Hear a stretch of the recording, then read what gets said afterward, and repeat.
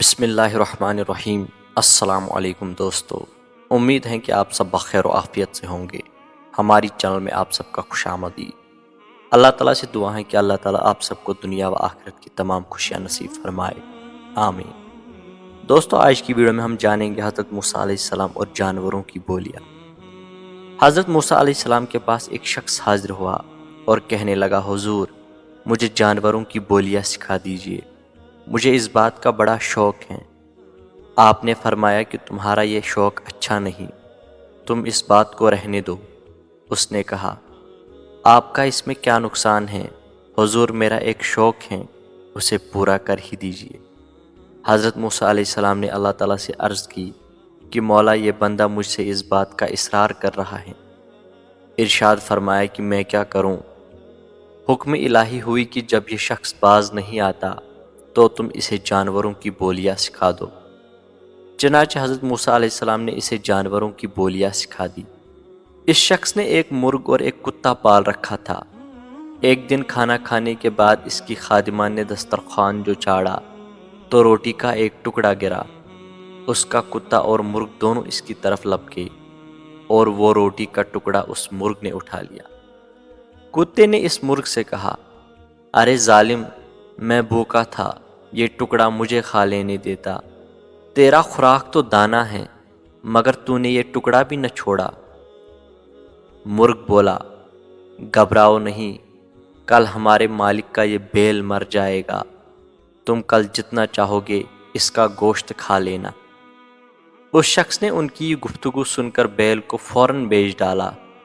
وہ بیل دوسرے دن مر گیا، لیکن نقصان خریدار کا ہوا اور یہ شخص نقصان سے بچ گیا۔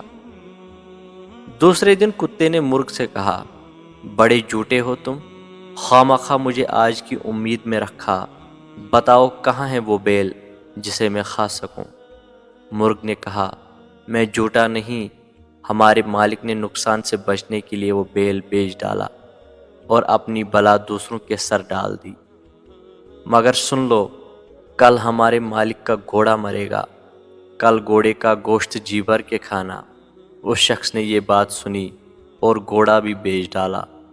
دوسرے دن کتے نے پھر شکایت کی تو مرغ نے بولا، بھائی کیا بتاؤں، ہمارا مالک بڑا بے وقوف ہے جو اپنی آئی غیروں کے سر ڈال رہا ہے۔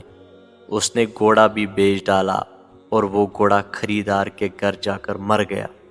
بیل اور گھوڑا اسی گھر میں مرتے تو ہمارے مالک کی جان کا فدیہ بن جاتے، مگر اس نے ان کو بیچ کر اپنی جان پر آفت مول لے لی۔